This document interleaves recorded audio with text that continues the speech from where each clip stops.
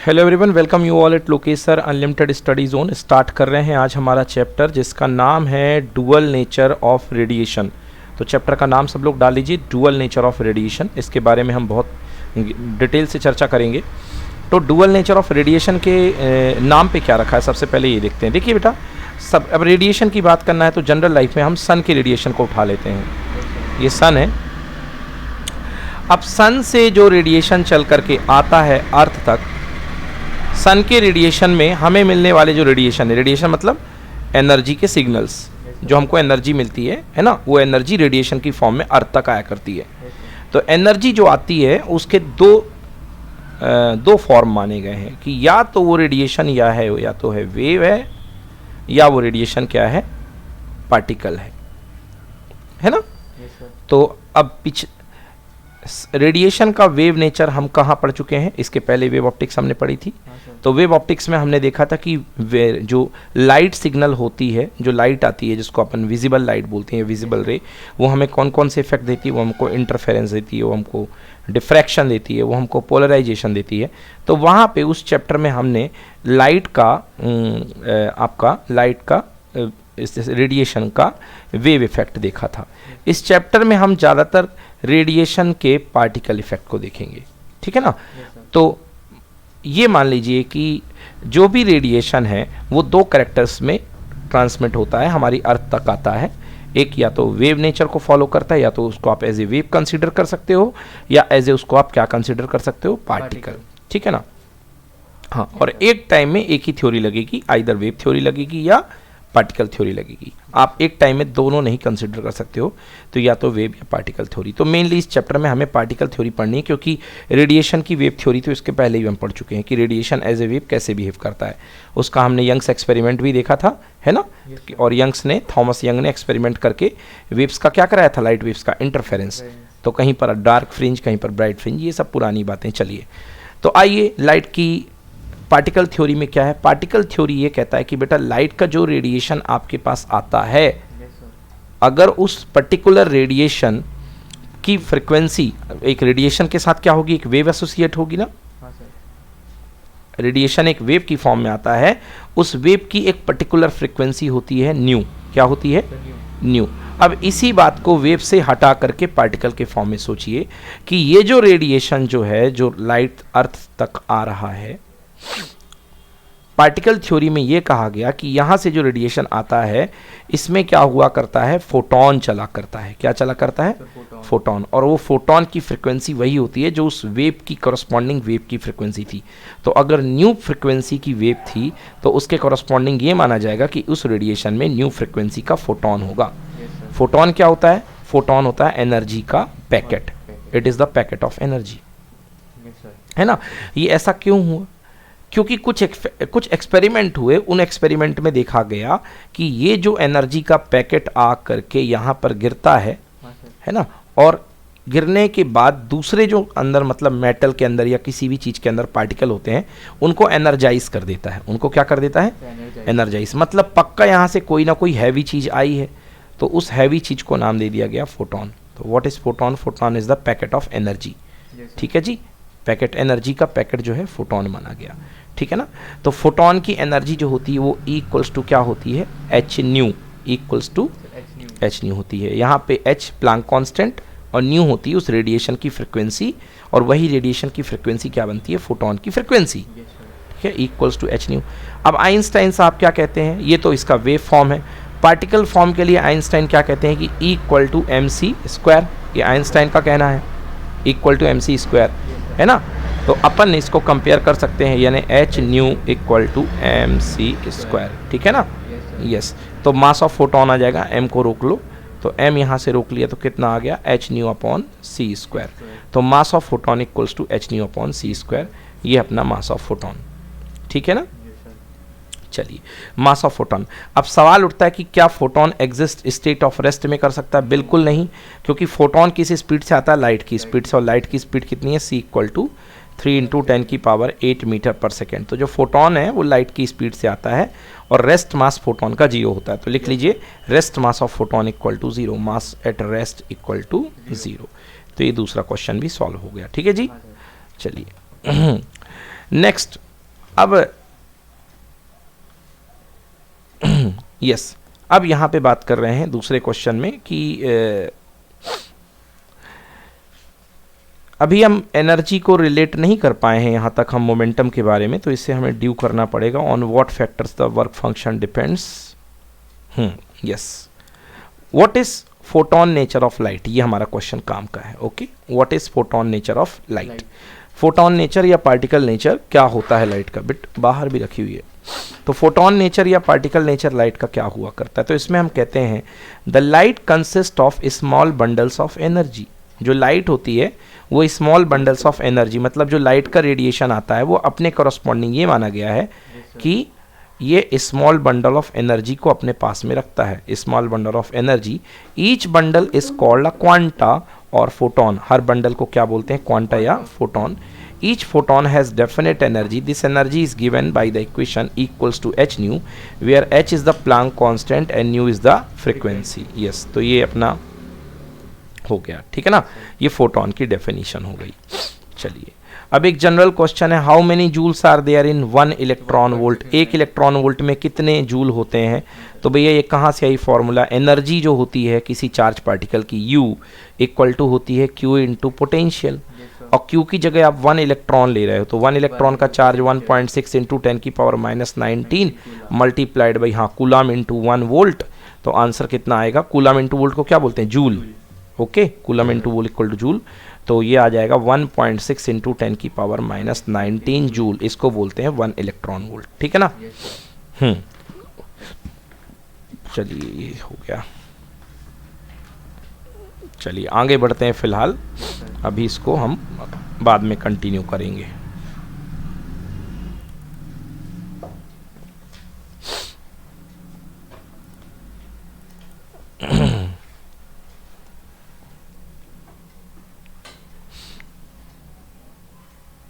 हाँ yes, next है what is the question, यहाँ पर देखिए क्वेश्चन नंबर 14 देख रहे हैं हम लोग।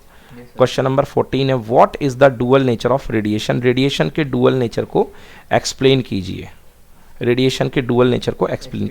सो आई जस्ट सेड यू कि भाई डुअल नेचर का मतलब कि रेडिएशन जो होता है वेव प्रॉपर्टी भी रखता है और पार्टिकल प्रॉपर्टी भी रखता है। ओके, सो सिमिलर पढ़िए, in some experiments light behave as a particles while in same other experiments it behave as wave. In other words, either the light radiations will behave as particle or wave but not simultaneously. This is called the dual nature of light. Exactly, light behaves somewhere at particle and somewhere at wave. Okay, but simultaneously behave नहीं करेंगे दोनों एक जैसे, so this is called dual nature of light.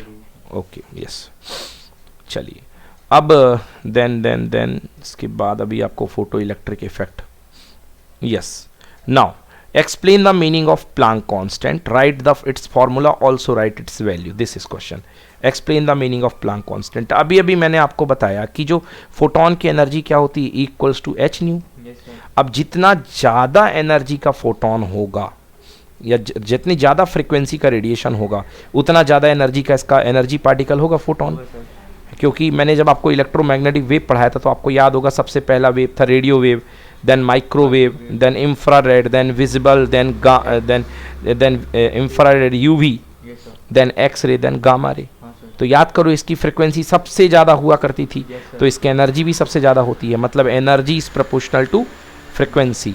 Okay, so according to the quantum theory of photon of radiation is, according to the quantum theory कहती है कि energy of the photon of the radiation is proportional to its frequency, मतलब जो energy होती है वो frequency की proportional होती है, मतलब is proportional to nu, proportional गायब करो क्या हो गया, equal to h new.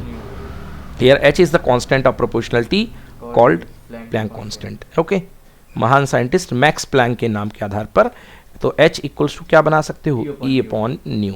Okay, yes, so this is the formula, h equals to E by nu. Done.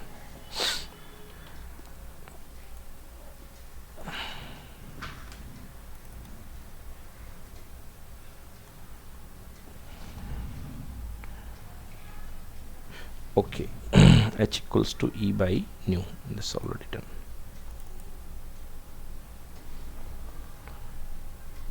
Okay, so what we have learned that h equals to E by nu. Okay, yes sir. Yes, let's elaborate this. E equals to h nu. So h equals to E by nu. So what is this? E for energy and nu for frequency. This means it is the ratio of energy to frequency or energy per unit frequency. Hence the ratio of energy of a photon to the frequency of the photon is called Planck constant. Done? The value of Planck constant equal to 6.6 into 10 की power minus 34 joule. Joule only, joule second, joule पर second, exactly joule पर second बना देता हूँ। H देखिए क्या होता है इसमें, आपका ई जो है h equals to E for energy. Energy को नापते हो किस में? जूल में। जूल पर सेकेंड गलत है यूनिट बेटा, जूल सेकेंड आएगी, जूल सेकेंड आएगी, क्योंकि फ्रिक्वेंसी की होती है 1/सेकेंड, फ्रिक्वेंसी इक्वल टू 1/सेकेंड, तो पलट करके आएगा जूल सेकेंड। तो ये गलत लिखा हुआ है, इट इज़ जूल सेकेंड, उसको सही कर लो। So the value of h equals to 36.6 into 10 की power minus 34 joule second. Done?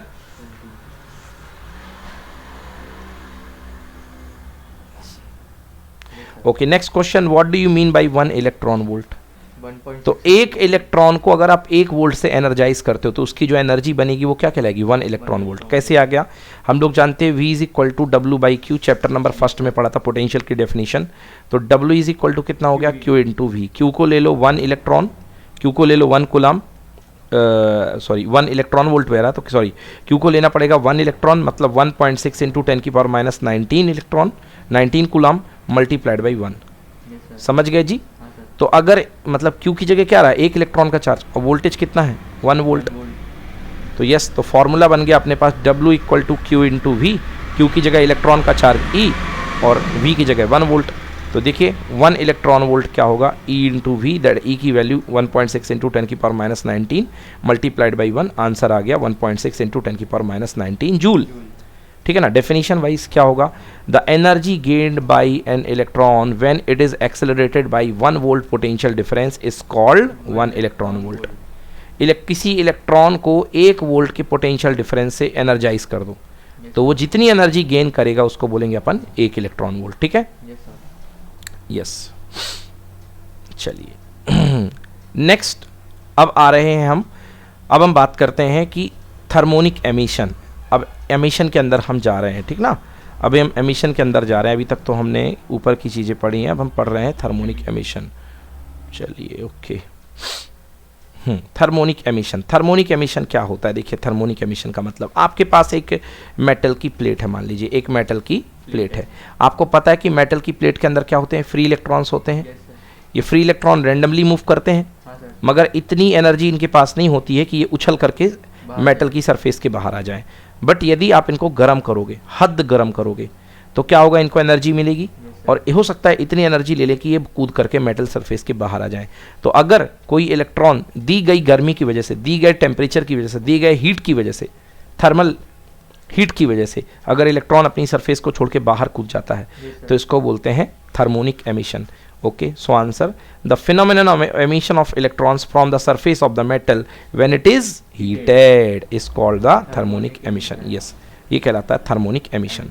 ठीक है ना? चलिए अब थर्मोनिक एमिशन के लिए क्या प्रॉपर्टीज होनी चाहिए? थर्मोनिक एमिशन के लिए what properties should possess by a metal use for the thermionic emission.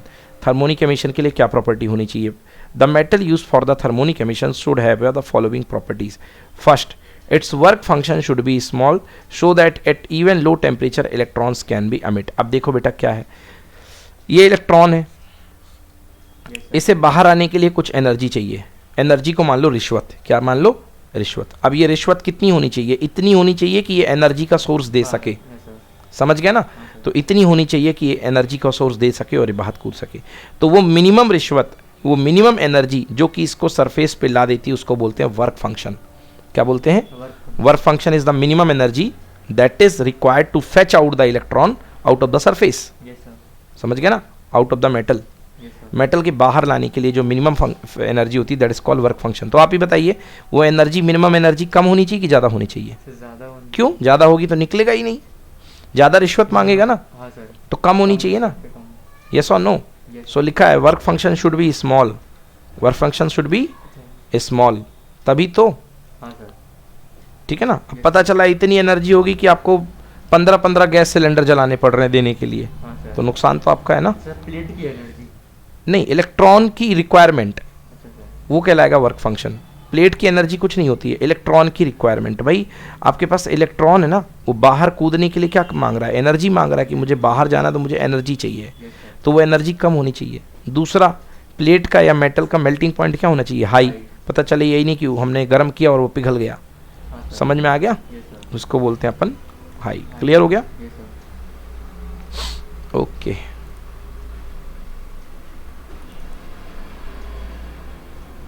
चलिए अब पढ़ते हैं Photoelectric. फोटो इलेक्ट्रिक इफेक्ट कि फोटो इलेक्ट्रिक इफेक्ट क्या हुआ करता है, Yes, sir. ठीक है ना। फोटो इलेक्ट्रिक इफेक्ट देखेंगे। What is photo electric effect, ये सबसे इंपॉर्टेंट टॉपिक है, ये बहुत ज़्यादा बार एग्जाम में आता है। तो अभी मैंने आपको दिखाया कौन सा effect, thermionic effect, Yes, sir. तो उसमें एनर्जी देने का काम कौन कर रही थी, हीट। बट अब क्या होता है बेटा फोटो इफेक्ट इलेक्ट्रिक इफेक्ट में, ये आपके पास मेटल सरफेस है, यस और नो। Yes, sir. ये आपने इसको सन के सामने एक्सपोज करके रख दिया, सन के सामने एक्सपोज करके रख दिया। सन क्या देता है, सन से निकलने वाले लाइट रेडिएशन में क्या होते हैं, फोटोन। ये फोटोन आएगा इस मेटल सरफेस के ऊपर गिरेगा। Yes, sir. मान लीजिए अंदर इलेक्ट्रॉन बैठा हुआ है, इसके ऊपर गिरा, हाँ, इसके बाहर निकलने की रिक्वायरमेंट कितनी है, इसके बाहर निकलने की रिक्वायरमेंट मान लो है 12 इलेक्ट्रॉन वोल्ट। कितने इलेक्ट्रॉन वोल्ट, 12 इलेक्ट्रॉन. और आपका जो फोटोन एनर्जी लेकर के आ रहा है एच न्यू फॉर्म में, वो कितनी आ रही है, मान लो 15 इलेक्ट्रॉन वोल्ट। कितनी है, 15 इलेक्ट्रॉन. तो ये 15 का जा करके इसको जोरदार झंडाटा मारेगा, हाँ सर. तो ये बाहर निकलेगा कि नहीं निकलेगा, सर निकलेगा. बिल्कुल निकलेगा, क्योंकि इसको बाहर निकलने की रिश्वत कितनी देनी है, 12। 12. वो जो इसका वर्क फंक्शन है वो कितना है, 12 का है। तो ये अपना 12 वर्क फंक्शन लेकर के निकल गया, हाँ सर. बाहर आ गया, सरफेस पे बैठ गया। अब कितने इलेक्ट्रॉन वोल्ट बच गई, 3 इलेक्ट्रॉन वोल्ट, समझ गए ना। Yes, sir. तो 3 इलेक्ट्रॉन वोल्ट में ये क्या करेगा, डांस करेगा। क्या करेगा, Dance. डांस करेगा, मतलब मूव करेगा, फ्रीली ये मूव करेगा। Yes. मतलब ये जो 3 इलेक्ट्रॉन वोल्ट है, ये इसकी काइनेटिक एनर्जी को बढ़ाएगा 12 mv स्क्वायर। समझ में आ गया। तो किसी भी फोटोन की वजह से इलेक्ट्रिसिटी क्रिएट होना, क्योंकि जब ये इलेक्ट्रॉन बाहर निकल गया है तो मूव करेगा, और आप इसको बाहर वाले सर्किट में घुमा करके क्या बना सकते हो, बिजली, इलेक्ट्रिसिटी बना सकते हो। Yes, sir. तो किसी फोटो इलेक्ट्रॉन की वजह से, फोटोन की वजह से इलेक्ट्रॉन निकलेगा, और इलेक्ट्रॉन से जो इलेक्ट्रिक करंट फ्लो होगी, इस इफेक्ट को बोलते हैं photo electric effect. How it was explain by Einstein, Einstein ने इसको बहुत ही खूबसूरती से एक्सप्लेन किया है, ठीक है ना। आइंस्टाइन कहते हैं कि अगर आपके पास कोई फोटोन आया तो फोटोन की एनर्जी क्या होती है, ई, Yes, sir. और वो एनर्जी जो होती है वो जाती है सबसे पहले वर्क फंक्शन में। वर्क फंक्शन को क्या बोलते हैं, फाई नॉट, Fine. और प्लस बाकी बची हुई एनर्जी किस में चली जाती है, काइनेटिक एनर्जी में, मैक्सिमम काइनेटिक एनर्जी में। समझ में आया। Yes, sir. So equals to क्या होता है, एच न्यू, और फाई नॉट क्या होगा बेटा, एच न्यू नॉट। क्यों होगा, एच न्यू मतलब टोटल फ्रिक्वेंसी उसकी कितनी है, न्यू। हाँ सर. बट भाई टोटल की टोटल एनर्जी थोड़ा ना यूज़ हो गई, कुछ यूज़ हुई है जिसको हम बोलते हैं वर्क फंक्शन, हाँ सर. तो उसके कॉरस्पॉन्डिंग फ्रिक्वेंसी भी तो कम होगी, Yes, sir. यस और नो, होगी सर. होगी। अगर मान लो ये 12 एनर्जी लेकर के आता तो केवल इसको सरफेस के बाहर निकाल देता हाँ सर. और काइनेटिक एनर्जी नहीं देता, तब काइनेटिक एनर्जी जीरो हो जाती, प्लस 12 mv Square. स्क्वायर। समझ में आ गया। Yes. ये रिलेशन बहुत इंपॉर्टेंट है, h nu equals to H nu naught plus 12 mv square, ठीक है ना। Yes, sir. क्लियर हो गया। हाँ सर. चलिए तो यस, पढ़िए photo electric effect. Photoelectric effect. When some photo Sensitive. substances are exposed to ultraviolet light, electrons are ejected from ultraviolet light के बाद कॉमा कर दो, ultraviolet light, Light. Electrons are ejected from the surface, eject मतलब बाहर निकलते हैं surface, which are called photo electron, and this process is called photo electric emission, photo electric emission. Emission. Yes, on the basis of equation E max equal to H nu minus phi naught. देखो कैसे हो गया भाई, मैंने आपको बताया कि total energy होती है एच न्यू, हाँ सर. एच न्यू बढ़ती है फाई नॉट में और मैक्सिमम काइनेटिक एनर्जी में। Yes, sir. समझ में आ गया ना, Emax, yes. ई मैक्स में, ये इसको काइनेटिक एनर्जी बोल दो, बेस्ट रहेगा के ई मैक्स, समझ गए ना। हाँ सर. तो के ई इक्वल टू क्या हो जाएगा, h nu minus phi Phi naught, naught. तो ये लिखा है h nu minus phi naught. Einstein gave, Einstein gave explanations for law for photoelectric effect. चलिए अब ये इन्होंने आइंस्टाइन ने जो है वो इसके लॉज दिए। पहला पढ़ो, if If the intensity of incident light of constant frequency is increased, then the number of electrons emitted per second from the metallic surface will increase. But since energy of photon is h nu, then the energy of emitted electron will remain constant. yes, if the intensity of the incident light constant frequency is increased, then the number of electrons emitted per second from the metallic surface will increase. But since the energy of each photon h nu, then the energy of emitted electron will remains constant. देखो जी क्या कह रहा है ये, ये कह रहे हैं पहला लॉ कि अगर आप लाइट रेडिएशंस की संख्या बढ़ा रहे हो, इंटेंसिटी मतलब number of radiations per unit area per unit time, मतलब जैसे मान लो आपके पास ये एक एरिया है, इतने एरिया में मान लीजिए कभी गिर रहे थे 2 रेडिएशन, अब जमाना बदल गया, इतने एरिया में गिर रहे हैं 5 रेडिएशन। समझ गए ना? इनकी फ्रीक्वेंसी भी 5 हर्ट्ज थी, इनकी भी 5 है 5 हर्ट्ज। तो इनका कहना है आइंस्टाइन का कि अब 5 फोटो इलेक्ट्रॉन निकलेंगे। कितने निकलेंगे? 5 अगर आपने उनकी थ्रेशोल्ड फ्रीक्वेंसी में बदलाव नहीं किया है तो 5 फोटो इलेक्ट्रॉन निकलेंगे। If the intensity of incident light radiation constant frequency is increased, वही फ्रीक्वेंसी जो इलेक्ट्रॉन को निकाल पा रही थी। भाई एनर्जी किससे बनी है? वर्क फंक्शन जो है अपना एच न्यू नॉट किससे बना? फ्रीक्वेंसी से बना है ना। तो एक मिनिमम एनर्जी के कॉरस्पॉन्डिंग मिनिमम फ्रीक्वेंसी की भी तो रिक्वायरमेंट होगी, तभी तो एनर्जी बनेगी। तो वो मिनिमम फ्रीक्वेंसी कहलाती है थ्रेशोल्ड फ्रीक्वेंसी। क्या बोलते हैं? Threshold frequency. मतलब उस थ्रेशोल्ड फ्रीक्वेंसी की वजह से ही वर्क फंक्शन डिजाइन होता है। सो if the intensity of the incident light of constant frequency is increased, then the number of photoelectron emitted per second from the metallic surface will be increase, क्योंकि भैया आपके number of radiations बढ़ रहे हैं। But since the energy of the each photon h nu, then the energy of the electron will be remains constant। अब ये देखिए 5 के हैं, तो पहले 5 के 3 थे, तो 3 फोटो इलेक्ट्रॉन निकल रहे थे, और उनकी एनर्जी क्या हो रही होगी? h इंटू न्यू, यानी न्यू की जगह आप 5 रख सकते हो। अब यहाँ पे इंटेंसिटी बढ़ी ना, फ्रीक्वेंसी थोड़ा ना बढ़ी। तो फ्रीक्वेंसी नहीं बढ़ी है तो क्या निकलने वाले फोटो इलेक्ट्रॉन की एनर्जी बढ़ के आएगी कि सेम रहेगी कि घट के आएगी? तो बढ़ के आएगी। क्यों बढ़ के आएगी? फोटो इलेक्ट्रॉन की एनर्जी किस पे डिपेंड करती है? इक्वल्स टू एच न्यू पे। आपने क्या फ्रीक्वेंसी चेंज की है रेडिएशन की? नहीं करी ना भाई। पहले भी 5 हर्ट्ज की आ रही थी, अभी 5 हर्ट्ज की आ रही है। आपने केवल क्या किया? नंबर ऑफ रेडिएशंस बढ़ाए हैं। तो नंबर ऑफ रेडिएशंस बढ़ाए हो मतलब ज्यादा फोटोन गिराए हो, तो ज्यादा फोटोन गिराए हो तो वो फोटोन दूसरे इलेक्ट्रॉन को देगा ना। भाई ऐसा तो होता नहीं कि एक फोटोन पे 2 इलेक्ट्रॉन आकर के अटैक कर गए, या सॉरी एक इलेक्ट्रॉन पे 2 फोटोन आ गए। No, never. समझ गए ना? हाँ, तो आपकी फ्रीक्वेंसी बढ़ाने से एनर्जी बढ़ेगी, इंटेंसिटी बढ़ाने से कोई प्रभाव नहीं पड़ेगा। यस, सेकेंड लॉ पढ़िए। By the Einstein's equation, it is clear that E is directly proportional to mu. Hence, on increasing the frequency of incident photons, the energy of emitted electrons will increase. हाँ, बिल्कुल सही।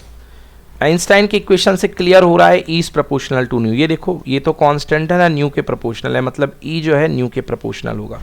Bye the Einstein's equation it is clear that E is proportional to nu, hence the increasing the frequency of incident photons the energy of the emitted electron will increase. जो energy होगी वो क्या करेगी? Increase करेगी।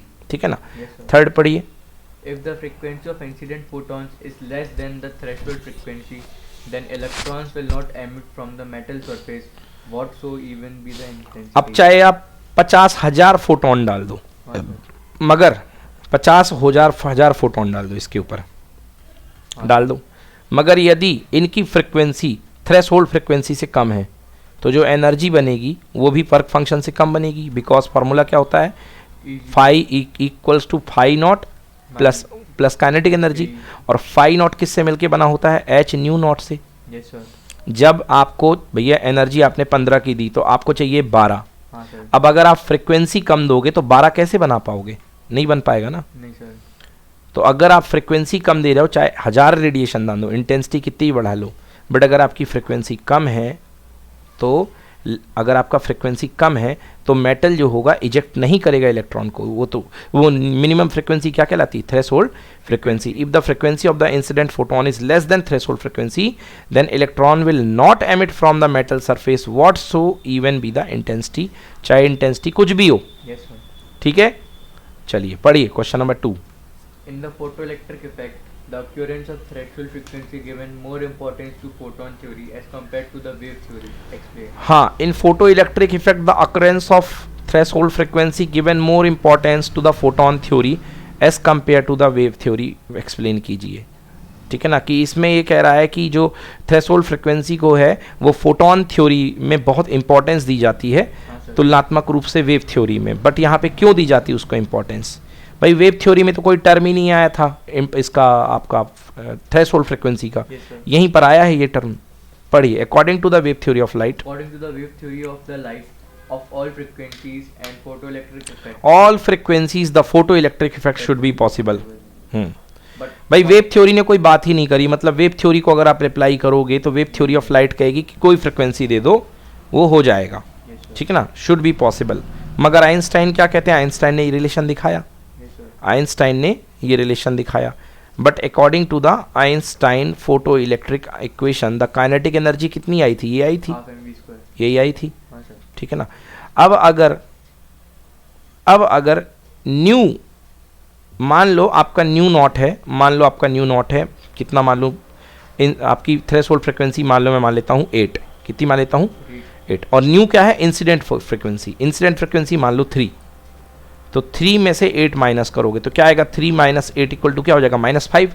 yes sir, क्या कभी kinetic energy negative हो सकती है, never. no sir, kinetic energy negative हो रही है, इसका मतलब ये सिचुएशन पॉसिबल नहीं है, नहीं है। तो कभी भी अगर आपकी इंसिडेंट फ्रिक्वेंसी थ्रेशोल्ड फ्रिक्वेंसी से कम है तो फोटो इलेक्ट्रिक इफेक्ट रेडिएशन नहीं देगा, फोटो इलेक्ट्रिक इफेक्ट नहीं दिखेगा।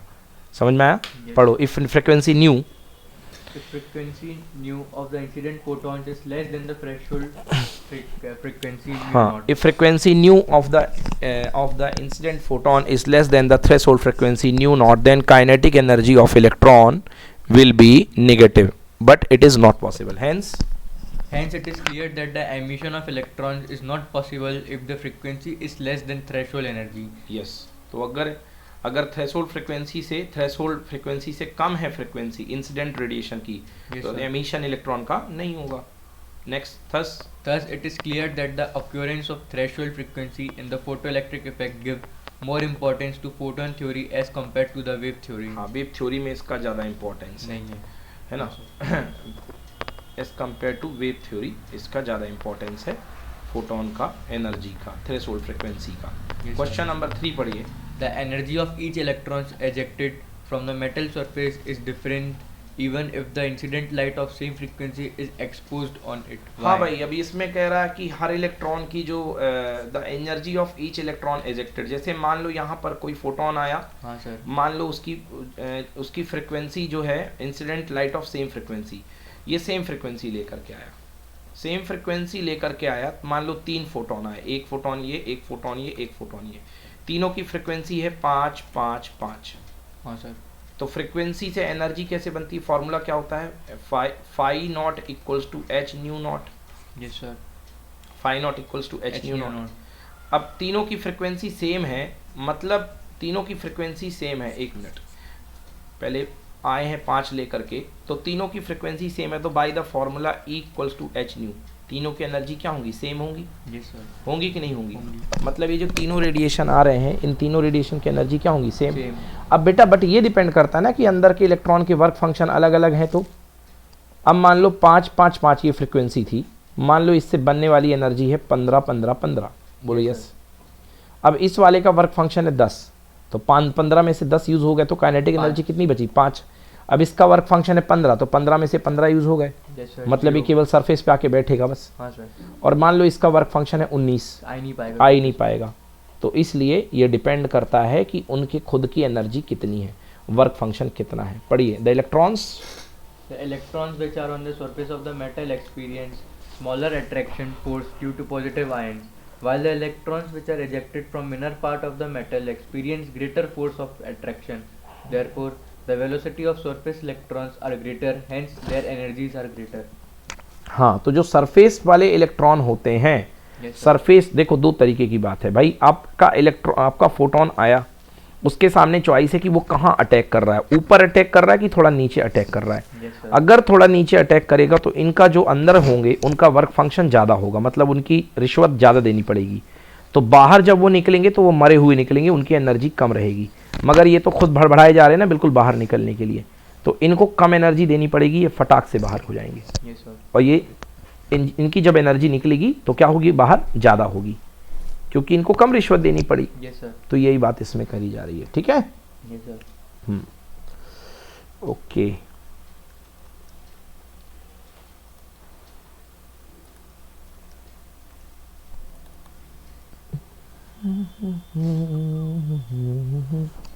यस, चलिए पढ़िए, explain the meaning, Explain the meaning of work function photoelectric effect explain the meaning of work function in photoelectric effect by giving the equation. चलिए पढ़िए. In the photoelectric effect, if maximum kinetic energy of emitted electron is half mv square maximum, energy of incident photon is h nu and work function is phi, then the relation between them can be given by half mv square max is equal to h nu minus phi. Yes, मैंने सबसे पहले explain किया कि मान लीजिए H nu photon का आपके पास total energy आ रही है, तो इसका थोड़ा सा पार्ट किस में यूज होगा, फाई में. यूज होगा. फाई की वैल्यू क्या होती है, h nu not, yes sir. जिसको बोलते हैं वर्क फंक्शन. तो थोड़ा सा शेयर इस एच न्यू का फाई के फॉर्म में चला गया, plus half kinetic m v max square yes sir. चला गया. तो half M v max square को रोक लोगे तो एच न्यू माइनस क्या आ जाएगा, फाई आ जाएगा. ठीक है ना. Yes sir. पढ़िए, if h nu, If h nu is equal to phi, मतलब ये अगर दोनों इक्वल हैं, अगर ये दोनों Equal. इक्वल है तो इक्वल है तो कैंसिल कर देंगे, तो काइनेटिक एनर्जी कितनी आ जाएगी, जीरो. zero. मतलब आप ठीक उतनी ही एनर्जी दे रहे हो, फाई नॉट उतना ही दे रहे हो एच न्यू के इक्वल. Yes sir. मतलब उतनी एनर्जी दे रहे हो एज ए वर्क फंक्शन जितना जितना उसको बाहर निकलने के लिए चाहिए. टोटल आपकी एनर्जी उतनी रेडिएशन की. तो इलेक्ट्रॉन केवल सरफेस पे आके बैठ जाएगा, कोई काइनेटिक एनर्जी करेगा. पजेस नहीं करेगा. हाँ सर. पढ़िए, if If h nu is equal to phi, then half mv square maximum is equal to 0. Thus, it is clear that if the energy of incident light is equal to work function, then the velocity of emitted electron will be 0. Yes, तो उस समय velocity of the emitted electron कितनी होगी, zero. 0. But अगर phi बड़ा है और H new छोटा है, तो छोटे में से बड़े को माइनस करोगे, आंसर क्या आएगा, निगेटिव. Negative. तो ये इम्पॉसिबल हो जाएगा, Yes. क्योंकि काइनेटिक एनर्जी निगेटिव नहीं हो सकती. पढ़िए, again if Again, if phi is greater than h nu, then half mv square maximum will be negative, which is not possible. Thus, the work function is that minimum energy which is essential for the emission of electron. Okay, so work function वो minimum energy है जो कि emission of electron के लिए required होती है. चलिए next question पढ़िए, question number 6. Write the photoelectric effect and explain what are the reasons due to which wave theory could not explain the photoelectric effect. तो पहला पार्ट तो बता दिया हूँ, दूसरा पार्ट देखते हैं, द रीजन, जिसमें वेव थ्योरी एक्सप्लेन नहीं कर पाती है. पढ़िए, by wave theory, By wave theory, energy of light is distributed uniformly and measured in terms of intensity of beam. By increasing the intensity, the amplitude and energy of wave will increases. If light beam falls on the metal, the energy accumulated in these waves should be transferred uniformly to the electrons on the surface, and so they must be emitted out. Waves having higher intensity will impart more energy to the electrons, and so the energy of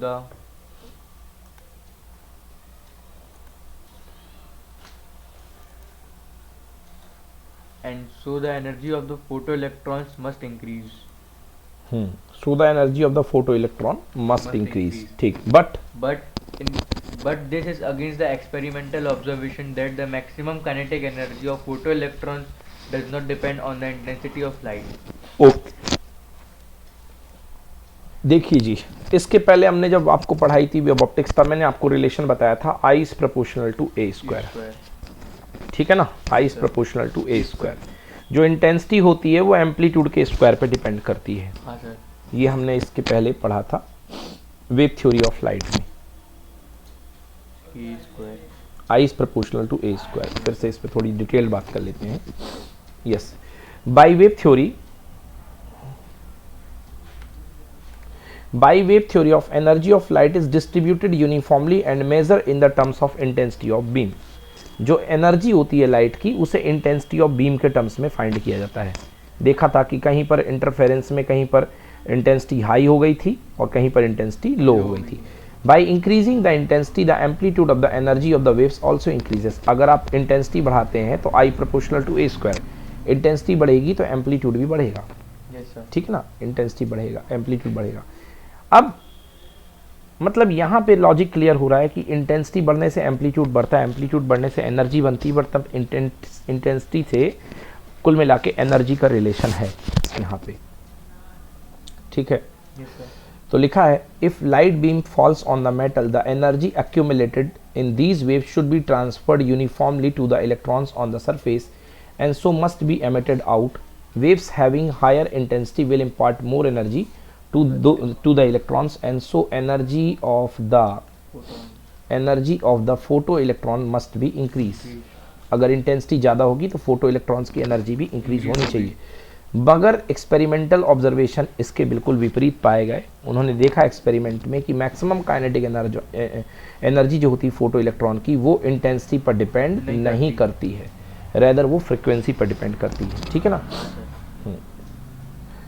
दूसरा point, the energy transferred by the light waves will not go to particular electron. भाई ये कहता है, wave theory कहती है कि अगर आप किसी वेव को गिरा रहे हो तो जो वेव की एनर्जी वो किसी पर्टिकुलर इलेक्ट्रॉन को नहीं मिलेगी, रेदर वो एनर्जी क्या होगी, डिस्ट्रीब्यूट होगी। क्या होगी, डिस्ट्रीब्यूट होगी electron, but it will be distributed among the all electrons, hence electrons will take some time accumulating energy required for emission, hence electron will take some time to accumulating energy। मतलब अगर ये energy surface में आ रही है तो energy electron को मिलने में थोड़ा सा वक्त लगेगा, है ना, वक्त लगेगा, उसके बाद वो सरफेस के बाहर इलेक्ट्रॉन आएगा। बट देखा गया कि फोटो इलेक्ट्रिक इफेक्ट तो बिल्कुल स्पॉन्टेनियस है। स्पॉन्टेनियस मतलब जो लाइट आई 10 की पावर -9 सेकेंड के भीतर इलेक्ट्रॉन फटाक से बाहर निकल जाता है। मतलब ये तो बिल्कुल इसके अपोज है। मतलब practically the emission of the electron takes place immediately after the light is incident on the metal. Practically देखा गया कि तुरंत का तुरंत हो जाता है। तो ये दो ऑब्जर्वेशन गलत पाए गए। समझ गए ना। तो इसलिए वेव थ्योरी जो है इस चीज को साबित नहीं कर पाती है। वेव थ्योरी से हम फोटो इलेक्ट्रिक इफेक्ट को जो है हम क्लियर नहीं कर पाते हैं। So that's why reason due to this which wave theory could not explain the photoelectric effect। इसको पार्टिकल थ्योरी ही एक्सप्लेन करती है बेटर तरीके से। डन। Yes sir. चलिए जी, चलिए ओके। डी ब्रॉगली वेव आ गई हैं। Yes, what is the mass of photon of frequency nu और and wavelength and what is the rest mass of a photon। चलिए सारी चीजें बतानी है कि रेस्ट मास तो हम पहले ही पढ़ चुके कि भैया रेस्ट मास फोटोन का 0 होता है। अब देखिए कुछ फार्मूला 11th क्लास का। 11th क्लास का फार्मूला नोट कर लीजिए। C इक्वल्स टू होता है nu lambda. C equals to nu lambda. हाँ, C equals to nu lambda. किसी वेव की स्पीड इक्वल्स टू हाँ न्यू लैम्डा। ठीक है। अब आइए डिराइव करते हैं। अब भाई हमको पता है कि फोटोन जो होता है किसकी स्पीड से आता है, लाइट की स्पीड से। तो by the wave theory energy of the wave क्या होगी, E equals to H nu, photon की energy equals to H nu. अब आइंस्टाइन की पार्टिकल थ्योरी क्या कहती है, आइंस्टाइन कहती है E equal to M C square. तो m C square equal to क्या हो गया, एच न्यू को की नंबर 1 नंबर 2 दोनों एक ही एनर्जी को ही बता रहे हैं ना। H nu equal to M C square. तो आपने एच न्यू इक्वल टू कर दिया एम सी स्क्वायर। ठीक ना। Yes sir. चलिए h nu equal to M C square याद रखिए, बाकी की चीज देखते हैं। H nu equal to M C square है। ठीक है। यस। तो मास निकलने वाला है। देखिए हमने क्या किया, हमने देखा h nu equals to M C square. Okay. So अभी पढ़ा एच न्यू की वैल्यू देखिए क्या पढ़ा मैंने, C equals to nu lambda. तो nu equal to C by lambda equal to M C square. एक सी से एक सी कैंसिल। तो देखिए H upon lambda equal to कितना आया, एम इंटू सी। तो एम इक्वल टू हो गया h by lambda c. Lambda c आ गया। मास आ गया। तो ये है मास। ठीक है ना, ये है मास। अब पूछ रहा है भैया रेस्ट मास कितना होता है, answer rest mass equal to 0। Rest mass equal to 0। अगर इसी की वेवलेंथ पूछ ली जाए कि फोटोन की वेवलेंथ कितनी है, तो लैम्डा को ऊपर ले आओ। Lambda equal to h upon क्या हो गया, m into c. M into c. Mass into speed of light. Mass into speed of light क्या बनेगा, मोमेंटम। पढ़ा था ना अपन ने 10th 11th क्लास में, P equal to mass into velocity. तो वेलोसिटी की जगह कौन बैठा है, सी बैठा हुआ है। तो lambda equal to H by p. ठीक है ना। तो ये हो गया अपना मोमेंटम। क्लियर हो गया। ठीक है ना। चलिए अब देखिए next, what is photo electric effect कर चुके डिराइव आइंस्टाइन फॉर्मूला। तो अपन तो इसको मैंने डिराइव कराई दिया है कई बार, अभी फिर से बट इसको पढ़ लेते हैं। Photo electric effect. अब पढ़िए derivation. Einstein explain photoelectric effect by Planck's constant quantum theory, according to which light rays travel from one place to the another place in the form of bundles of energy. These are called photons. Energy of each photon is h nu and momentum is h upon lambda. Yes, देखिए energy is equals to H nu and momentum is h upon lambda. भाई कैसे आ गया h upon lambda, p को ऊपर ले आओ तो lambda नीचे आ जाएगा, Yes sir. तो p ऊपर आ गया तो p इक्वल टू क्या हो गया h by lambda, momentum of electron h by lambda, electron नहीं पार्टिकल, एनर्जी पार्टिकल का मोमेंटम क्या होगा p equal to h by lambda. Yes sir. समझ में आया? हाँ sir. हाँ यस, मतलब h बाई लैम्डा मोमेंटम से चलते हैं, where h Where h is Planck's constant, Hmm. mu is frequency of light, lambda is wave of light, wavelength of light. wavelength of light. हाँ। When photon of energy h nu incident on any substance, its energy is used in two ways. One part of energy is used to eject the electron from the surface, which is called work function and represented by phi. Phi, And इसको is- phi naught से वैसे दिखाते हैं, phi naught है, Yes sir. Phi naught, and it is Different. Different for the different substance. भाई अलग अलग material होगा, सबकी अलग अलग रिश्वत होती है, हाँ सर. तो सबका अलग अलग होगा। सेकेंड पढ़िए, remaining energy, Remaining energy is used to increase the kinetic energy of the emitted electron. Therefore, h nu is equal to phi naught plus Ek. हाँ h nu equal to phi naught plus E k. Ek. हाँ where if V naught, Where if V naught is threshold frequency and maximum velocity of electron is V maximum. V max, और E k क्या है, maximum kinetic energy. Yes sir. So you can write phi naught equals to H nu naught और E equal to half M V square. Sure, max. तो h nu value put कर दो बेटा यहाँ पे इस इक्वेशन में, तो h nu equal to H nu naught plus इतना, हाँ sir. Half M V square को कॉमन इधर ले लो, तो h nu not minus H nu not बचेगा, हाँ, एच कॉमन लेकर के ये बन जाएगा, इसको बोलते हैं Einstein photo electric equation. Clear हो गया? Yes sir. चलिए next question. What is photoelectric effect? Write the laws of photoelectric emission. State any two laws of photoelectric effect. चलिए तो हमको फोटो इलेक्ट्रिक इफेक्ट बताना है और हमें लॉज बताने हैं, तो चलिए देखते हैं क्या है फोटो इलेक्ट्रिक इफेक्ट एंड क्या है लॉज। इसके बाद वाला। ये दोबारा आ गया, यस पढ़िए। Photoelectric effect. Laws of photoelectric emission. First, there is a definite cut off value for the frequency below which electrons can not be ejected from the substance. एक निश्चित वैल्यू से कम फ्रीक्वेंसी अगर भेजोगे तो उससे कम में नहीं निकलेगा इलेक्ट्रॉन, तो वो कम से कम फ्रीक्वेंसी कहलाती है थ्रेशोल्ड फ्रीक्वेंसी। Yes sir. पढ़िए next. Number of emitted electrons are directly proportional to the intensity of light incident. हाँ, अगर जितने सारे लाइट के रेडिएशन होंगे उसी से इंटेंसिटी बनती है, उतने इलेक्ट्रॉन बाहर निकलेंगे। Third, Kinetic energy of emitted electrons depends on the frequency of incident light on the substance. जो काइनेटिक एनर्जी होती है वो फ्रीक्वेंसी पे डिपेंड करती है, इंटेंसिटी पे डिपेंड नहीं करती। Next fourth point, There is no time logging between the incident of light and emission of electrons. Yes sir. Yes, तो ये लॉस थे कि कोई टाइम नहीं लगेगा, है ना, एमिशन ऑफ इलेक्ट्रॉन ज्यों लाइट आएगी त्यों वो निकल जाएगा, ठीक है ना। Yes sir. चलिए अब देखिए, अब आती हैं डी ब्रॉगली वेव्स या मैटर वेव, ठीक है ना। भाई एक आइडिया लग गया, क्या माना गया, ये माना गया कि जो रेडिएशन है, जो वेव है, वेव के साथ एक पार्टिकल एसोसिएटेड है जिसको क्या नाम दिया, फोटोन। नाम दिया कि नहीं दिया, दिया। फोटोन, मतलब वेव के साथ क्या एसोसिएटेड है, पार्टिकल। तो इसका उल्टा सोचा डी ब्रॉगली ने कि यार अगर वेव के साथ पार्टिकल एसोसिएटेड है तो अगर दुनिया का कोई भी पार्टिकल मूव कर रहा है तो उसके साथ एक वेव भी एसोसिएट होनी चाहिए। हाँ सर, बोलो हाँ। होनी चाहिए। और अगर वेव एसोसिएट होगी तो उसकी वेवलेंथ भी होगी। हाँ सर। तो डी ब्रॉगली ने वेवलेंथ निकाल के बताई, वेवलेंथ का रिलेशन निकाल करके बताया कि दुनिया में कोई भी मूविंग पार्टिकल है उसके साथ एक वेव एसोसिएट होती है। जैसे तुम चल करके अपने घर से आए हो यहाँ तक, तो तुम्हारे आगे आगे एक वेव भी बनी है, समझ गए ना, जो तुमको गाइड करती है। ये सच में ऐसी बात है ना। तो ये जो वेव कहलाती है, क्योंकि आप क्या हो, मैटर हो, तो ये वेव कहलाती है मैटर वेव। क्या कहलाती है, मैटर वेव। Matter wave. अब आप कहोगे सर मैं नहीं मानूंगा कि मेरे सामने वेव चली है। भाई वेव दिखने वाली चीज़ थोड़ा ना जो आपको दिखाई दी है, हाँ सर। है ना, ये मैटर वेव आपके सामने बनी है। इस वेव को प्रैक्टिकली एक्सपेरिमेंट में प्रूफ किया गया, और किसने प्रूफ किया था, इलेक्ट्रॉन के लिए। कौन सी पार्टिकल के लिए, इलेक्ट्रॉन के लिए वेव बना करके साइंटिस्ट थे रदरफोर्ड के साथ काम करने वाले, उनके चेले कह लो, डेविसन एंड जर्मर। तो डेविसन और जर्मर ने इलेक्ट्रॉन से बनने वाली वेव को इस्टेब्लिश करके दिखाया कि देखो इलेक्ट्रॉन एक पार्टिकल है और इस पार्टिकल के साथ एक वेव एसोसिएटेड है, समझ गए ना। तो इलेक्ट्रॉन से बनने वाली वेव के लिए डेविसन जर्मर ने लैब में डिफ्रैक्शन एक्सपेरिमेंट किया था। कौन सा एक्सपेरिमेंट, डिफ्रैक्शन। और डिफ्रैक्शन सही आया था एकदम। डिफ्रैक्शन किसकी प्रॉपर्टी है, वेव प्रॉपर्टी है।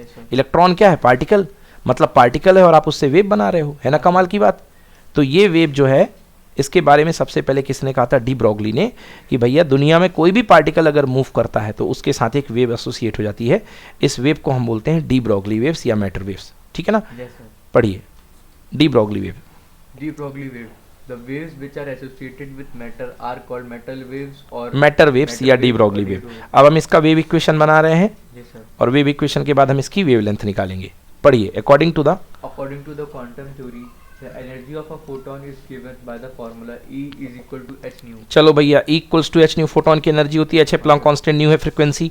ठीक है ना? अगर मान लो पार्टिकल का मास m है, पार्टिकल का मास m है, तो आइंस्टाइन का आपका इक्वेशन लगेगा। ये तो वेव थ्योरी से आ गया, सॉरी ये तो क्वांटम थ्योरी से आ गया। क्वांटम थ्योरी से इक्वल्स टू एच न्यू बन गया। और अब वेव थ्योरी, अब जो आइंस्टाइन की थ्योरी कहती है मास एनर्जी रिलेशन वाली, वो क्या कहती है? Equal to mc square.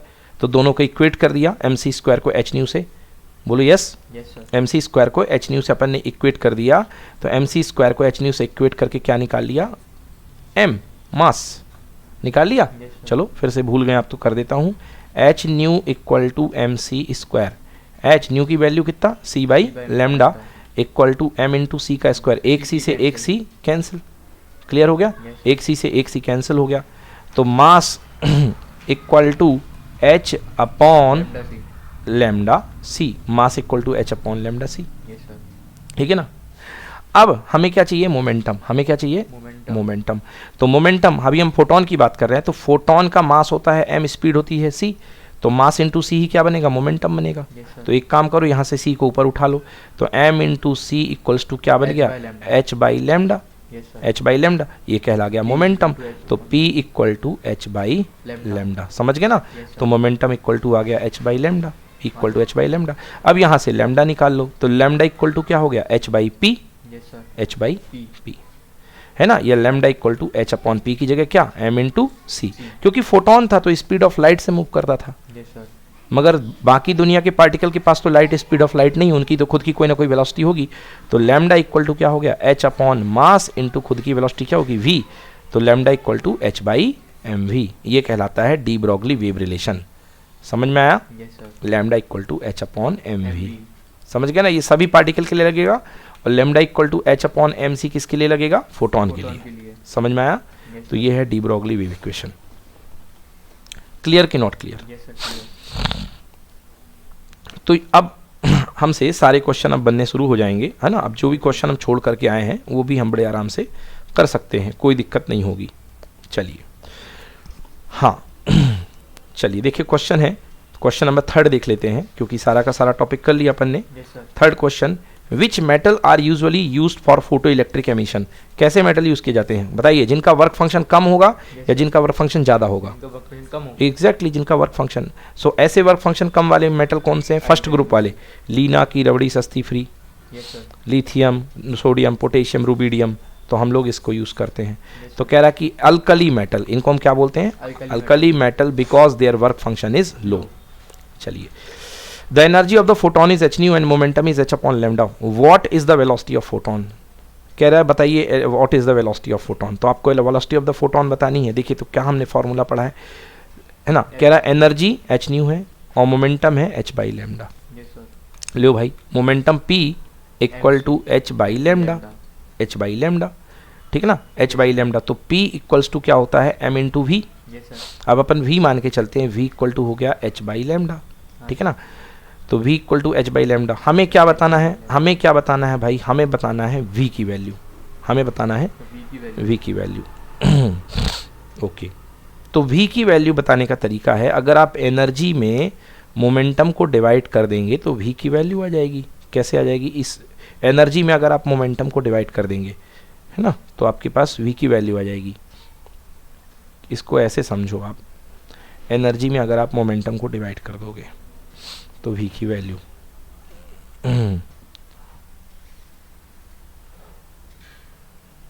चलो ये इसको अपन जो है सिंपल तरीके से निकाल लेते हैं, Yes, sir. कुछ इतना कुछ करने की जरूरत नहीं। The energy of a photon is H nu, तो E is equals to H nu and momentum is equal to H by lambda and momentum P equals to H by lambda, ठीक है ना? एच बाई लैम्डा है, और आपसे कह रहे हैं कि बताइए यहाँ पे वेलोसिटी क्या होगी? वेलोसिटी क्या होगी? सॉरी मैं वेलोसिटी ढूंढ रहा हूँ भाई, एक मिनट, बट हाँ वेलोसिटी निकालनी, सही है, वेलोसिटी आपको निकालनी है कि वेलोसिटी क्या होगी, ठीक है। देखिए आइंस्टाइन थ्योरी से E इक्वल्स टू होता है mc² फोटोन के लिए, तो फोटोन से mc² इक्वल टू कितना हो गया h न्यू, और मोमेंटम इक्वल टू होता है mass into speed, mass into velocity equal to क्या है h बाई लैम्डा। तो अब डिवाइड कर दीजिए, ये बन गया जी आंसर, m से m कैंसिल, c² में है तो 2c है तो 1c कैंसिल हो गया, आंसर h से h भी क्या हो गया कैंसिल, तो कितना आ गया न्यू लैम्डा ओनली। समझ में आ गया, कोई दिक्कत? नेक्स्ट क्वेश्चन पढ़िए। On what factors does the work function of a metal depend? Metal का वर्क फंक्शन किस पे डिपेंड होता है भाई? ये तो सबस्टेंस की प्रॉपर्टी होता है, हाँ सर। डिपेंड्स ऑन इट्स नेचर, तो ये प्रॉपर्टी है भाई, ठीक है ना। Next, due to which Radiation, the photoelectric effect, it's produced in metal. Due to which radiations the photo electric effect is produce in metal. अगर वर्क फंक्शन बहुत कम है तो इनका आंसर है कि रेडियो वेव भी फोटो इलेक्ट्रिक इफेक्ट प्रोड्यूस करा देगी, but I am not in favour. इसका आंसर मुझे लगता है electro UV rays, ultraviolet rays. Yes sir. तो जो सबसे ज़्यादा अब यहाँ पे नहीं, इतना वर्क फंक्शन रेडियो वेव्स नहीं करा पाती यार, रेडियो वेव्स कहाँ करा लेगी वर्क फंक्शन, तो इसको देखना पड़ेगा, इसको स्टार मारिए, क्वेश्चन नंबर 6 देखना पड़ेगा। Due to which radiation the photo electric, radio wave की फ्रिक्वेंसी सबसे कम होती है, मतलब सबसे कम एनर्जी होती है, हाँ सर। वो कहाँ करा पाएगी वर्क फंक्शन, तो मुझे नहीं लग रहा इसका। चलिए, which fact verified by the Davisson Germer experiment, तो मैंने बताया था ना डेविसन जर्मर ने क्या किया था, डेविसन जर्मर ने वेव नेचर ऑफ लाइट को वेरीफाई किया था, कैसे? इलेक्ट्रॉन का डिफ्रैक्शन एक्सपेरिमेंट करके। इलेक्ट्रॉन का कौन सा एक्सपेरिमेंट किया था? डिफ्रैक्शन। चलिए पढ़िए next question 10। What are de Broglie waves? Write de Broglie equation. The waves which are associated with matter are called matter waves or de Broglie. बिल्कुल सही, मैटर के साथ एसोसिएट होने वाली वेव को डी ब्रॉगली वेव कहते हैं, और इसका वेव इक्वेशन होता है lambda equal to h upon mv, h upon mv, ये होता है डी ब्रॉगली वेव का इक्वेशन। ठीक, Yes sir. Yes, lambda equal to h upon mv।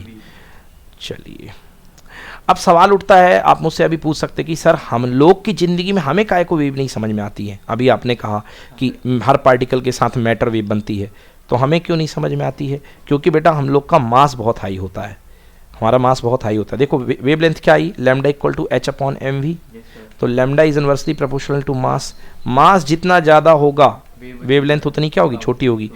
तो पढ़ो लैम्डा द डी, पढ़िए question. Why the wave nature of matter is not observed in daily life? Answer.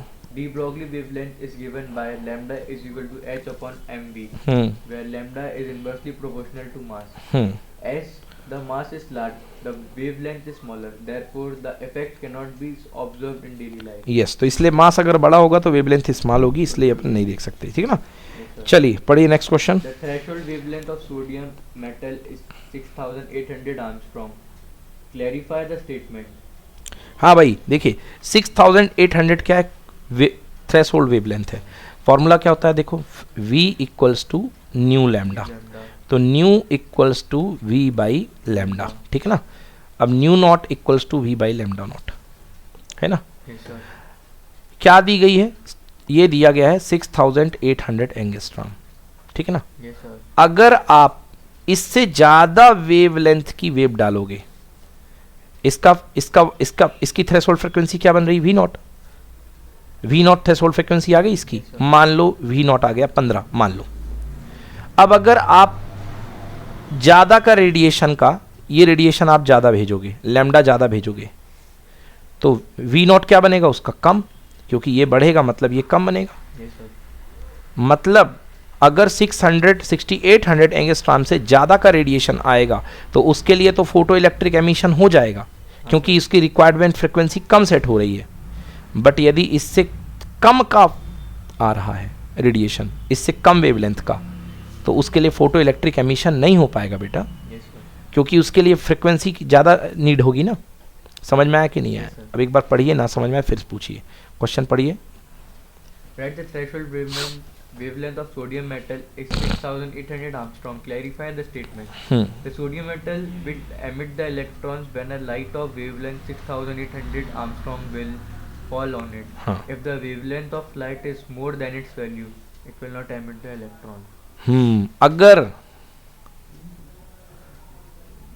if इसे मैं if a wavelength of light is more than this value, गलत, थोड़ा गलत less than होगा, होना चाहिए। क्योंकि लेस में उसका ज्यादा की नीड करेगा। पड़ेगी, हाँ सर। ज्यादा की रिक्वायरमेंट होगी फ्रीक्वेंसी की। मोर देन में अगर आप नीचे की फ्रीक्वेंसी बढ़ा रहे हो तो नीचे की वेवलेंथ बढ़ा रहे हो तो ये चीज तो कम हो जाएगी ना, मतलब फ्रीक्वेंसी की नीड कम रहेगी, यस सर। फिर तो ज्यादा फ्रीक्वेंसी वाला आराम से निकाल देगा, तो ये गलत है ना, ये क्या है, गलत है। यहाँ मोर की जगह काटिए, लेस कर लीजिए, यस सर। यहाँ मोर की जगह लेस लिख लीजिए, उसी पॉइंट में गलत किया है जो सबसे इंपॉर्टेंट है, उसी को उल्टा कर दिया गया। नेक्स्ट क्वेश्चन पढ़िए। Write the properties of matter waves. Hmm. De Broglie waves. D Broglie wave, matter wave पढ़िए। The matter waves are not electromagnetic in nature. Electromagnetic waves are produced only by charged particles. The wavelength of matter wave is independent of the charge of or nature of particle. हाँ भैया देखो, independent charge और particle से, nature particle से independent होती हैं। ये electromagnetic wave भी नहीं है ना, क्योंकि इलेक्ट्रोमैग्नेटिक वेव चार्ज पार्टिकल से प्रोड्यूस होती हैं, बट ये किसी प्रकार के चार्ज पार्टिकल से प्रोड्यूस नहीं होती हैं।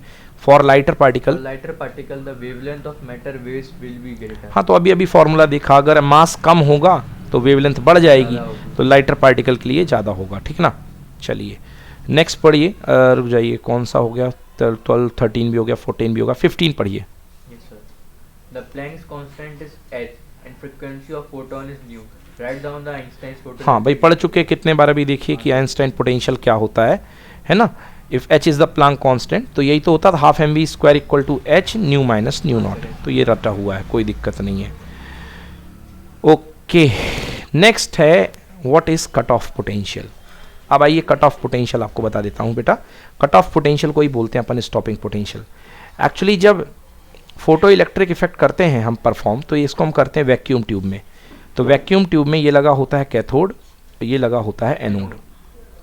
एनोड होता है पॉजिटिव और कैथोड होता है नेगेटिव। जैसे ही कैथोड के ऊपर यहाँ से सन रेज आती हैं, इससे इलेक्ट्रॉन निकलती है, हाँ सर। और इलेक्ट्रॉन लालच में प्लस की तरफ चलना शुरू कर देते हैं, कर देते हैं। हाँ सर। मैंने क्या किया, मान लीजिए ये था पहले +15, मैंने इसको कम किया +10 कर दिया, और कम किया +5 कर दिया, और कम कर दिया 0 कर दिया, और कम कर दिया मान लीजिए -3।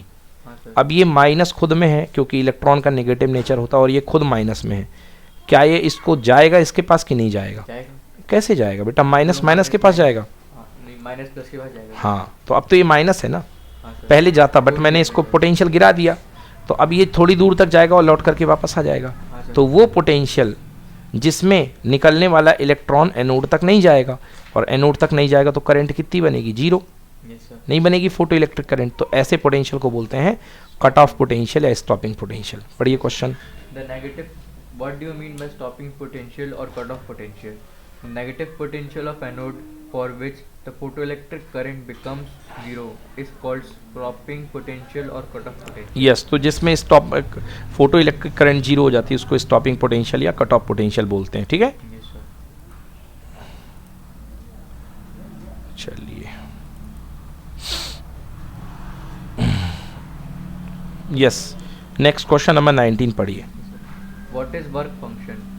The work function of lithium and copper are 2.3 electron volt and 4 electron volt respectively, which will be useful for visible हाँ देख के light. बताइए कौन सा यूजफुल है विजुअल लाइट के लिए, 2.3 इलेक्ट्रॉन वोल्ट वाला या 4 इलेक्ट्रॉन वोल्ट वाला? Sir, 2.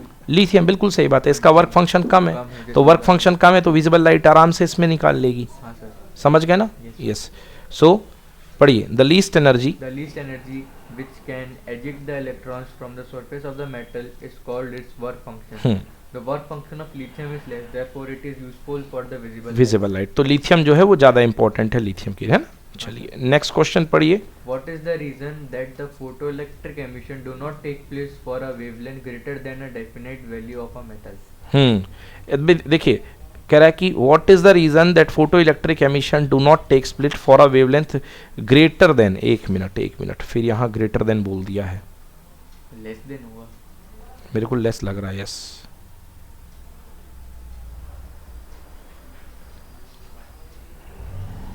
सर क्योंकि लेस होगा तो अगर आप इसको बढ़ाते हो हाँ सर, तो वर्क फंक्शन की वैल्यू तो कम सेट हो रही है ना, लेस होगी, तो फिर यहाँ पे क्वेश्चन लेस है. What is the reason that photo electric emission do not takes place for a wavelength lesser than the definite value of from the metal. Lesser than, ठीक है ना, लेसर के लिए वहां लेसर कर लो.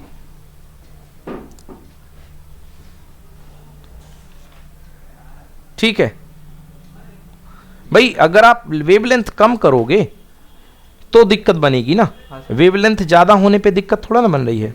वेवलेंथ ज्यादा पे तो फायदा है.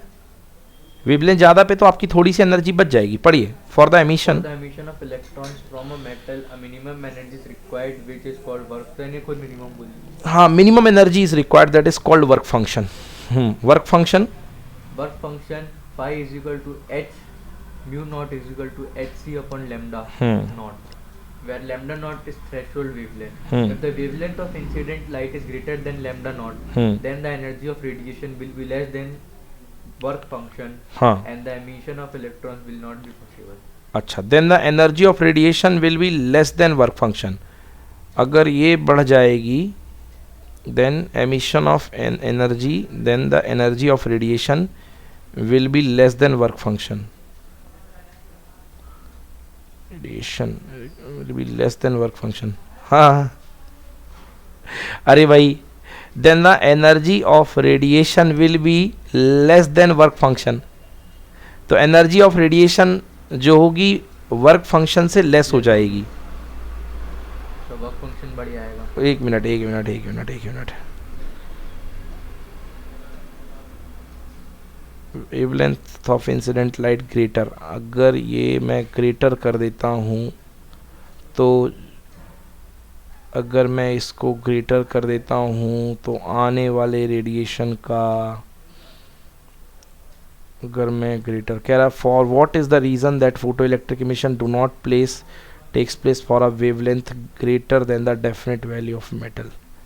फ्रिक्वेंसी की रिक्वायरमेंट है, बट हाँ फिक्स फ्रिक्वेंसी, बट यदि मैं वेवलेंथ को बढ़ा देता हूँ, वेवलेंथ को बढ़ाना मतलब फ्रिक्वेंसी को कम करना. एग्जैक्टली ओके, हाँ अब समझ में आया. नहीं ठीक कह रहा है ये क्वेश्चन. देखिए क्या कह रहा है इनका. देखो मान लो कि आपके पास सरफेस है, इस सरफेस में इलेक्ट्रॉन आ रहा है, ठीक है ना, ये इलेक्ट्रॉन आ रहा है, ये फोटोन आ रहा है, और फोटोन आ करके इस इलेक्ट्रॉन को इजेक्ट कर रहा है, बाहर निकाल रहा है. हाँ सर. ठीक है, मान लो ये जो फोटोन है ये लेकर के आ रहा है कितनी, 5 की फ्रीक्वेंसी. कितनी? 5 की फ्रीक्वेंसी. ठीक है ना. Yes, sir. तो अगर 5 की फ्रीक्वेंसी लेकर के आ रहा है तो ये इसको निकाल पा रहा है. अब ये 5 की फ्रीक्वेंसी पे ही निकल रहा है, मतलब इसकी जो डिमांड है वो कितनी है, 5 की फ्रीक्वेंसी पे है. ये इसका वर्क फंक्शन है. अब आप क्या करते हो, अब आप इसकी वेवलेंथ बढ़ा रहे हो, इसकी वेवलेंथ बढ़ा रहे हो, तो वी सी इक्वल्स टू क्या होता है, न्यू लैम्डा. तो देखो न्यू इक्वल्स टू क्या होगा, सी बाई लैम्डा. अगर आप वेवलेंथ बढ़ा रहे हो आने वाले रेडिएशन की तो फ्रिक्वेंसी क्या होगी, घटेगी. इस चीज पे विचार कीजिए. तो अगर इसकी आप वेवलेंथ बढ़ा रहे हो मतलब फ्रिक्वेंसी क्या कर रहे हो, डिक्रीज कर रहे हो ना. फ्रिक्वेंसी क्या कर रहे हो, डिक्रीज कर रहे हो. तो अगर आप इसकी फ्रिक्वेंसी डिक्रीज करोगे तो ये कैसे निकाल पाएगा भाई. अगर आपका न्यू 4 आया है बट इसकी रिक्वायरमेंट कितनी की है, न्यू 5 की है. तो बिल्कुल सही बात है. For the emission of electrons from a metal minimum energy required जो होती है, अगर आप लैम्डा बढ़ाओगे, Yes, sir. लैम्डा बढ़ाओगे, अगर आप जो है लैम्डा बढ़ाओगे तो अपने आप जो वेवलेंथ होगी जो आने वाले रेडिएशन की वो क्या हो जाएगी, कम हो जाएगी. वेवलेंथ बढ़ेगी तो सॉरी फ्रिक्वेंसी कम हो जाएगी, फ्रिक्वेंसी कम हो जाएगी तो एनर्जी कम हो जाएगी. समझ में आया कि नहीं आया. हाँ सर. अगर आप वेवलेंथ बढ़ा रहे हो एनर्जी कम होगी सर. एनर्जी कम हो जाएगी, मतलब वो जो खुद के अंदर एनर्जी लेकर के आएगा वो कम होगा और इसकी रिक्वायरमेंट ज़्यादा रहेगी. वेवलेंथ घटाने पे कोई दिक्कत नहीं है, वेवलेंथ बढ़ाने पे दिक्कत है. समझ गया ना. So if the wavelength of the incident light greater than lambda 0 then the energy radiation will be less than work function and the emission of electron will be not possible. ठीक है ना, मतलब ग्रेटर देन पे not possible है, lesser than पे possible है। पिछला question एक बार देख लेते हैं, कुछ था ऐसे ही कुछ, यही था ना? हाँ सर। नहीं ये नहीं था, वो वेवलेंथ वाला था, वेवलेंथ वाला था। एक मिनट पहले इसको कंप्लीट कर लो, चलो पढ़ो। What do you mean by? Threshold frequency. What is the relation between work function and threshold frequency? Threshold frequency is that minimum frequency of light below which the photoelectron do not emit, whatsoever may be the intensity of light. The relation between work function and threshold frequency is phi is equal to h mu naught, where h is Planck constant. Yes, where H is the Planck constant. ठीक है, clear हो गया? तो ये पढ़ा चुके हैं। Next question number 24 की भाई application of photo electric cell. तो आजकल जो अपनी जितनी लाइट वो लगी होती है रोड पे, जितनी ट्रैफिक लाइट हैं और आजकल वो रोड पे लगे रहते हैं रेड दिखाने के लिए, कलर दिखाने के लिए, रात को जलते हैं ना, वो सब किससे बनते हैं? इसी से फोटो इलेक्ट्रिक इफेक्ट से ही बनते हैं। Photo electric cell photo electric effect पे काम करता है। बर्गलर अलार्म, चोर को पकड़ने वाली घंटी जो होती हैं लाइट बेस्ड, वो भी इसी पे बनती हैं। धूम 2 देखी आपने? ऋतिक रोशन जाता है, सेंसर लाइट्स लगी रहती हैं वो वाली, है ना। और एक्सपोजर मीटर, ब्यूटी मीटर वगैरह में भी ये लगा रहता है, नहीं चाहिए, ठीक है ना। तो ये हुआ करता है। डन।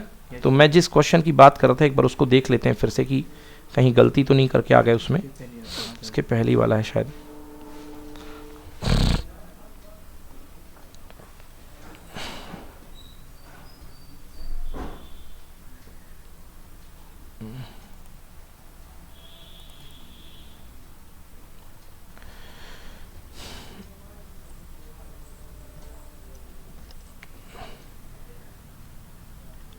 कुछ इसका दिया था रिलेशन, फ्रीक्वेंसी का रिलेशन था ना शायद।